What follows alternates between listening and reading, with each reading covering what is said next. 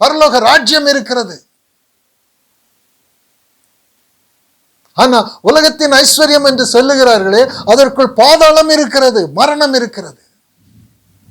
இதை கரெக்டா பிரிச்சு பார்த்தார் மோசே. பார்த்துட்டு எகிப்து வேண்டாம், ராஜ அந்தஸ்து வேண்டாம், இந்த ஐஸ்வர்யம் வேண்டாம், பாவ சந்தோஷம் அனித்தியம் மரணம் எனக்கு வேண்டாம், எனக்கு ஜீவன் பெரியது. கானான் என்னுடைய சொந்த தேசம், எகிப்தில் நான் அந்நியனும் பரதேசி. தன்னுடைய விசுவாசத்தை அறிக்கை செய்து 26 இனி வரும் பலன் மேல் நோக்கமாயிருந்து எகிப்தில் உள்ள பொக்கிஷங்களிலும் கிறிஸ்துவின் நிமித்தம் வரும் நிந்தையை, எகிப்தின் பொக்கிஷங்களை விட கிறிஸ்துவின் நிமித்தம் எனக்கு வருகிற நிந்தையை அதிக பாக்கியம் என்று எண்ணினான். கிறிஸ்துவின் நிமித்தம் வருகிற நிந்தை எனக்கு அதிக பாக்கியம். அவர் வழி நடத்துகிற மார்க்கம் எனக்கு விலையேறப்பட்டது. அந்த மார்க்கம் என்னை நித்திய ஜீவனுக்கு கூட்டிக் கொண்டு போகும், தேவனுடைய ராஜ்யத்திற்குள் வழி நடத்தி கொண்டு போகும். என்னுடைய அழிவு அழியாமையாக மாறும், சாவு சாவாமையாக மாறும், என்னுடைய துக்கம் சந்தோஷமாக மாறும், புலம்பல் ஆனந்த கழிப்பாக மாறும் என்று விசுவாசித்து அந்த நிந்தையை ஏற்றுக்கொண்டான். அந்த நிந்தைக்குள் சந்தோஷம், சமாதானம், இளைப்பாறுதல், ஐஸ்வர்யம், நித்திய ஐஸ்வர்யம், நித்திய ஜீவன் உண்டு. இந்த சந்தோஷத்திற்குள் மரணம் உண்டு. ஆண்டவர் நமக்கு கற்றுக் கொடுக்க விரும்புகிறாரு. 27வது வசனம், விசுவாசத்தினாலே அவன் அதரிசனமானவரை தரிசிக்கிறது போல உறுதியாயிருந்து ராஜாவின் கோபத்துக்கு பயப்படாமல் எகிப்தை விட்டு போனான். அவன் பயப்படவே இல்லை. அந்த பிறவி குருடனுடைய பெற்றோர் ஜபால தலைவர்களுக்காக பயந்தாங்க. இவர் பயப்படவே இல்லை. எகிப்து எனக்கு வேண்டாங்க, அவ்வளவுதான். ஆண்டவர் போன்னு சொல்லியிருக்காரு, நான் போறேன். எகிப்தில் அழிவு இருக்குன்னு சொல்றாரு. யாராவது எகிப்தில் அழிவு இருக்கு சொன்னா நம்புவாங்களா? அவ்வளவு பெரிய தேசம், அவ்வளவு ஐஸ்வர்யம் உள்ள தேசம், அவ்வளவு பராக்கிரமர்கள் அங்கே இருக்கிற தேசம். அங்கே மரணம் இருக்குன்னு ஆண்டவர் சொல்றாரு. பௌதிகமா பார்த்தா அது தெரியாது. ஆனா கானானுக்கு போகின்ற மார்க்கம், கானானுக்கு போகின்ற ஜனங்கள் அவர்கள் நிந்தையை சுமந்து கொண்டு இருக்கிறதான் பார்க்க முடியும். அந்த நிந்தைக்குள் ஜீவன் இருக்கு, நித்தியம் இருக்கு, அழிவில்லாம இருக்கு, சாவாம இருக்கு. இதான் உங்கள் கண்கள் காண்கிறதுனால் அவைகள் பாக்கியம் உள்ளவைகள். இன்றைக்கு ஆண்டவர் நம்மை நடத்தி கொண்டு போகின்ற மார்க்கம் வழி இடுக்கமும் நெருக்கமுமான மார்க்கத்திற்குள் ஜீவன் இருக்கிறது, விசாலமான மார்க்கத்திற்குள் மரணம் இருக்கிறது. இதை காணக்கூடிய கண்கள் வேண்டும். இதை காணக்கூடிய கண்கள் உள்ளவர்கள் மட்டுமே இதை கண்டுபிடிக்கிறவர்கள் சிலர். அந்த சிலர் என்ற ஒரு சின்ன மந்தைக்குள் என்னுடைய பெயர் இருக்கிறதா? அந்த வாஞ்சை இருக்குதா?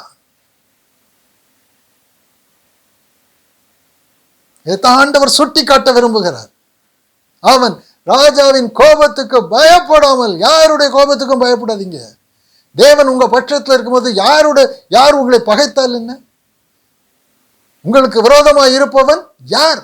நான் உன் பட்சத்தில் இருக்கும்போது, அவர் நடத்துகிற மார்க்கத்தில் போகும்போது, அவர் இப்படி போ, எகிப்தை விட்டுட்டு ஓடு அப்படின்னு சொல்லும் போது அவர் கூட வருவார்.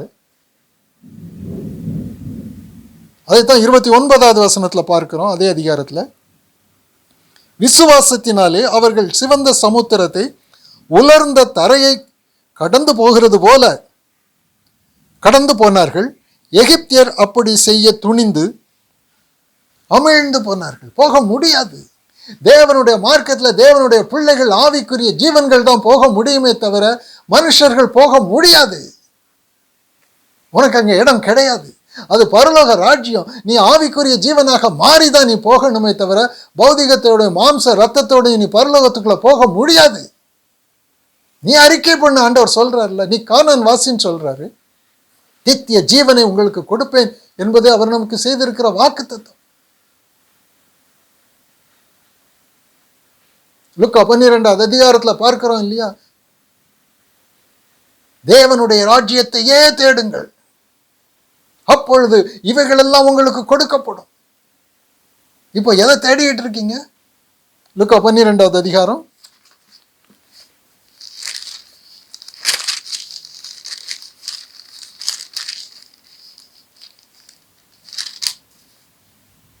29:28 இப்படி இருக்க அற்ப விசுவாசிகளே, அதுக்கு என்ன அர்த்தம்? தேவனுடைய வார்த்தையை அலட்சியம் பண்ணுகிறவர்களே, அப்படித்தானே அர்த்தம். என் வார்த்தை உங்களுக்கு நம்பிக்கையா இல்லையே,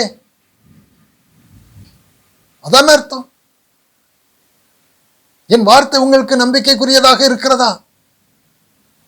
இருந்தா அதை விசுவாசிப்பீங்க, ஏற்றுக்கொள்வீங்க.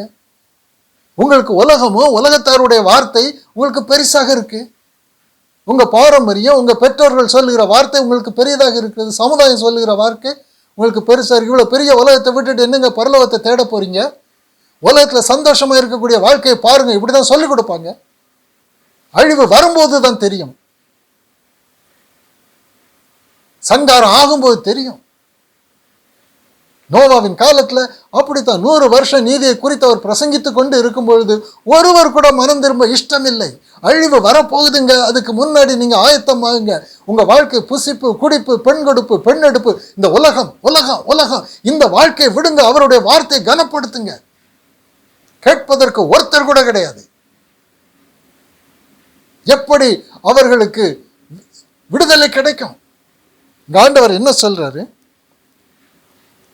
அற்ப விசுவாசிகளே, இன்றைக்கு காட்டிலிருந்து நாளைக்கு அடுப்பில் போடப்படுகிற புல்லுக்கு தேவன் இவ்விதமாக உடுத்துவித்தால் உங்களுக்கு உடுத்துவிப்பது அதிக நிச்சயம் அல்லவா?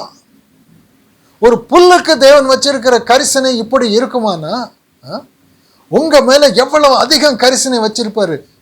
உங்க உலக காரியத்தை குறித்து அவர் பொறுப்பெடுத்துக் கொள்ளுகிறாரே. நீ பரலோகத்தை தேடும் தானே சொல்றாரு. இவைகளை எல்லாம் உலகத்தார் நாடி தேடுகிறார்கள். உலகத்தை தேடுகிறவங்களுக்கு தான் பெருசு, பரலோகத்தை தேடுறவங்களுக்கு அது கிடையாது. இவைகள் உங்களுக்கு வேண்டியவைகள் என்று உங்கள் பிதாவானவர் அறிந்திருக்கிறார். அவர் உங்களுக்கு கொடுப்பார் எல்லாத்தையும். உன் ஜீவனை கெடுத்து இதை தேடிக்கிட்டு உட்கார்ந்துட்டு இருக்காது. 31வது வசனம், தேவனுடைய ராஜ்யத்தை தேடுங்கள். இப்போ சொல்லுங்க, பூமியில நாங்கள் அந்நியரும் பரதேசியமாக இருக்கிறோம். எங்களுடைய சொந்த பூமி, சொந்த ராஜ்யம், அங்க போகணும். அந்த ராஜ்யத்தின் ஐஸ்வர்யங்களை நாங்கள் சுதந்திரிக்கணும். போகும்பொழுது தேவனுடைய ராஜ்யத்தின் ஐஸ்வர்யத்தோடு மறுரூபம் அடைந்தவர்களாக, தேவ ராஜ்யத்தின் வாசிகளாக, ஆவிகளாக நாங்கள் மாறி ஐஸ்வர்யத்தோடு போவோம். தேவனுடைய ராஜ்யத்தையே தேடுங்கள், அப்பொழுது இவைகளெல்லாம் உங்களுக்கு கூட கொடுக்கப்படும். பயப்படாதே சிறுமந்தையே, உங்களுக்கு ராஜ்யத்தை கொடுக்க உங்கள் பிதா பிரியமா இருக்கிறார். ராஜ்யத்தை கொடுக்கிறதுக்கு பிரியமா இருக்கிறார்.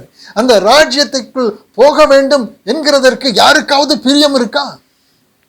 உலகத்தில் ஒரு பதவியை பெற்றுக்கொள்ள வேண்டும் என்கிறதுல பிரியம் இருக்கு.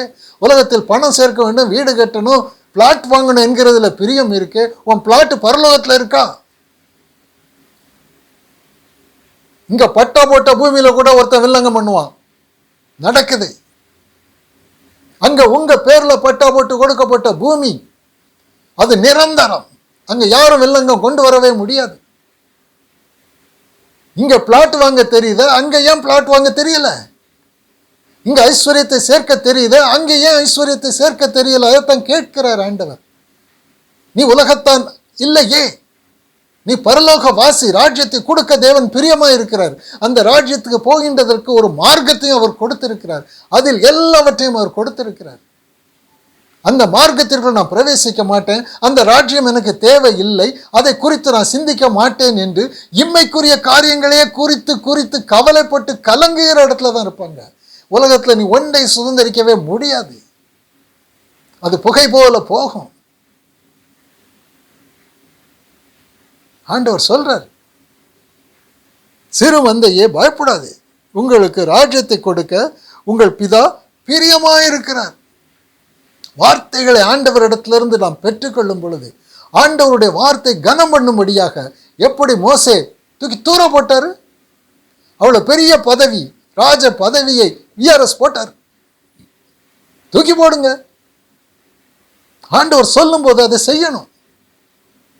இல்லை எனக்கு ரொம்ப கனமுள்ள பதவி, அதில் ரொம்ப வருமானம் வரக்கூடிய பதவி, அதற்குள்ளே பாவம் இருக்கு, மரணம் இருக்கு, பாதாளம் இருக்கு, அழிவு இருக்கு, உனக்கும் உன் குடும்பத்தார் எல்லாரும் சங்காரமாகி போகிறதற்கு அது ஒரு நல்ல பாம்பு போல, அது ஒரு விரியன் பாம்பு போல மரணத்தை மறைத்து வஞ்சித்து உனக்கு மகிமையாக காண்பிக்கிற பாபிலோன். இந்த பாபிலோனை நீ ஆதாயப்படுத்தி கொண்டு நீ பாதாளம்தான் போக முடியும், பரலோகம் போக முடியாது. ஏன் அநேகருக்கு பிரியம் இல்லை? ஆண்டவர் நமக்கு கற்றுக் கொடுக்கிற காரியம் ஒவ்வொன்றும் தாகம் கிடையாது, தாகம் கிடையாது.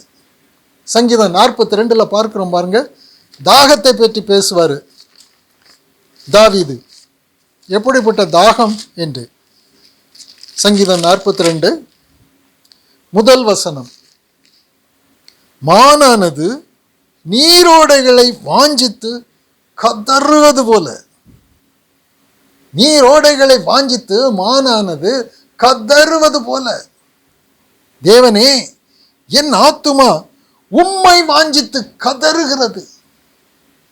இவருக்கு இல்லாத சிங்காசனமா, ஐஸ்வர்யமா, பதவியா, பொன்னா, வெள்ளியா, அதிகாரமா, செல்வாக்கா? இவரை போல இருந்த ஐஸ்வர்ய செல்வம் ஒருத்தருக்கும் கிடையாது. அவ்வளவு பெரிய பதவி, இஸ்ரவேலின் ராஜா. அவருக்கு இல்லாத செல்வாக்கா, பணமா, பொன்னா, பொருளா? ஆனா அவருடைய தாகம் எங்க இருக்கு? பரலோகத்தில் இருக்கு. இவைகளை நான் நம்ப மாட்டேன். இந்த சிங்காசனத்தையோ, இந்த பொன்னையோ, இந்த வெள்ளியோ, இந்த உலக தாளந்துகளையோ நான் நம்ப மாட்டேன். உம்மை நம்புவேன். இவர்கள் எல்லாம் ஒழிந்து போகும். நீர் மாறாதவர், நீர் எனக்குள்ளே இருக்கணும். என் தாகம் உலகத்தில் உள்ள பொன் மேல, பொருள் மேல, ஐஸ்வர்யம் மேல, அதிகாரத்தின் மேல இல்லை. என் தாகம் முழுவதும் தேவன் மேல இருக்குது. நீர் தான் எனக்கு பாதுகாப்பு. என் தேசத்துக்கு நீர் தான் பாதுகாப்பு.